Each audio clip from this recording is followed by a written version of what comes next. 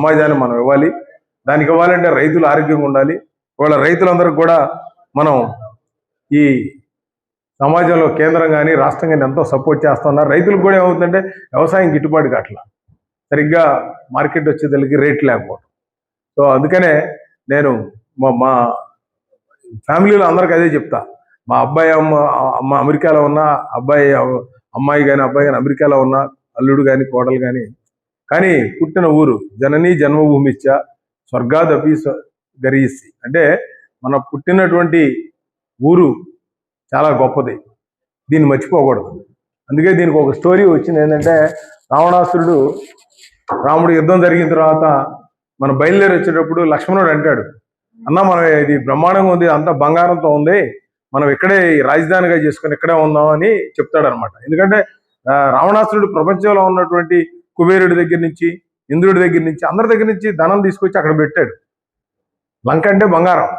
మరి ఇక్కడ వద్దు కాదురా బాబు, మనకి ఇక్కడ విభీషణుడు రాజుగా ఉంటాడు మన కింద, మనం మాత్రం మన భూమే మన గొప్పది, కన్న తల్లి కంటే కూడా పుట్టిన జన్మనిచ్చినటువంటి భూమి మన గొప్పదని అప్పుడే చెప్పాడు. జననీ జన్మభూమి ఇచ్చా స్వర్గాదబ్బిగిరి, స్వర్గానికంటే కూడా మనం పుట్టినటువంటి ఊరు గొప్పది.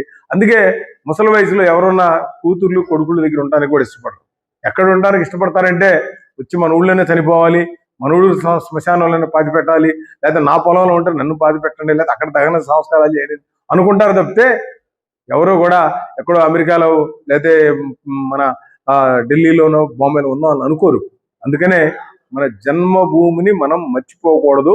ఇదే మన జనరేషన్ కూడా చెప్పాల్సినటువంటి అవసరం ఉంది. ఆ రోజున అన్నదాన కార్యక్రమాలు కానీ కల్చరల్ ప్రోగ్రామ్స్ కానీ మన మంత్రులు ఎమ్మెల్యేలు అదేవిధంగా ఎంపీలు, దరిదాపుగా ఎంపీలు అంటే ప్రతి సంవత్సరం మనకేమవుతుందంటే 1వ తారీఖున బడ్జెట్ పెడతారు, 2, 3 వరుసనే ఆ బడ్జెట్ సమావేశాలు కంపల్సరీ ఉంటాయి. అక్కడ మొట్టమొదటిసారి ఆదివారం పెట్టారు బడ్జెట్ అయినా కూడా, ఎందుకంటే డేట్ మిస్ అవ్వకూడదని.